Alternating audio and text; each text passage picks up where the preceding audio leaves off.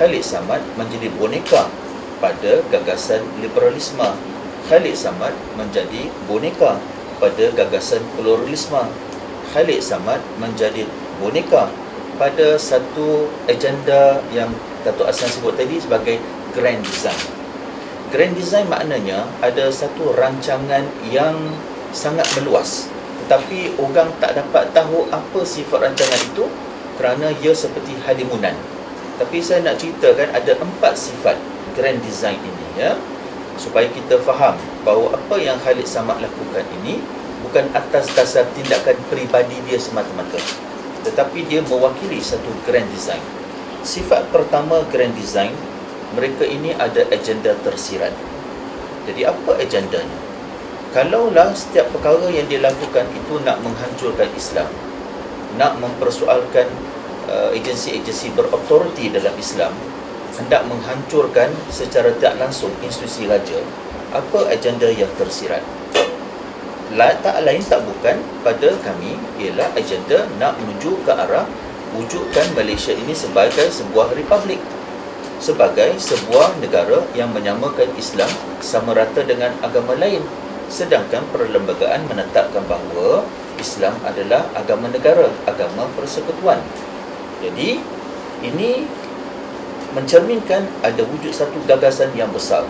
Khalid Samad merupakan salah satu daripada bonekanya, ya.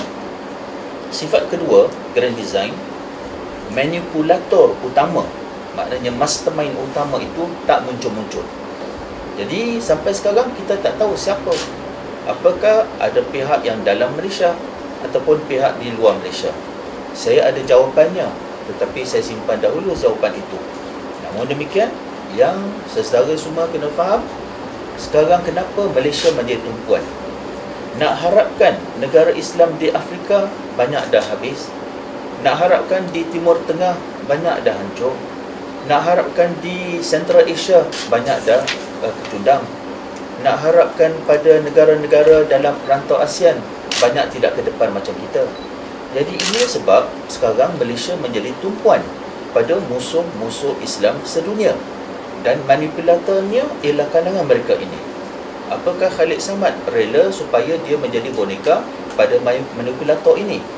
Sifat grand design kedua, ketiga, mereka akan mengguna boneka-boneka yang kalangan kita-kita ni, kalangan kita-kita, wajahnya Melayu, agamanya Islam, penampilannya macam orang Islam, tetapi jiwanya, maaf cakaplah, tidak mencerminkan jiwa Islam.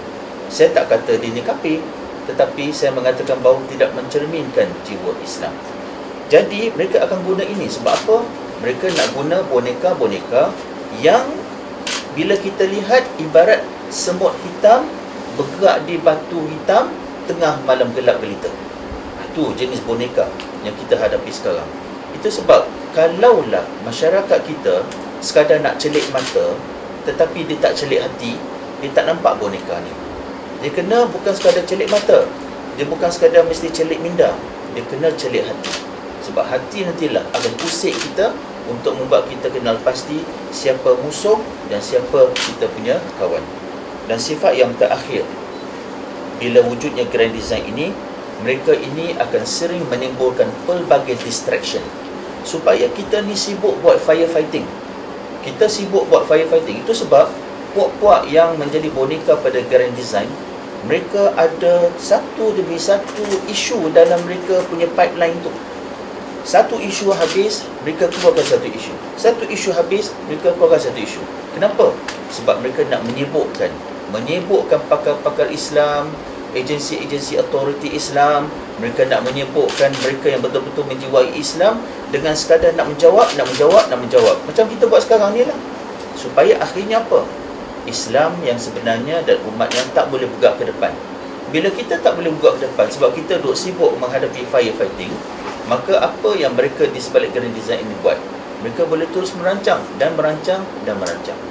Jadi inilah, bila kita nak lihat pada isu Khalid Samad ini, kita jangan lihat isu Khalid Samad sebagai isu peribadi dia, tetapi ia adalah boneka pada sebuah grand design yang macam Dato' Hassan sebutkan tadi.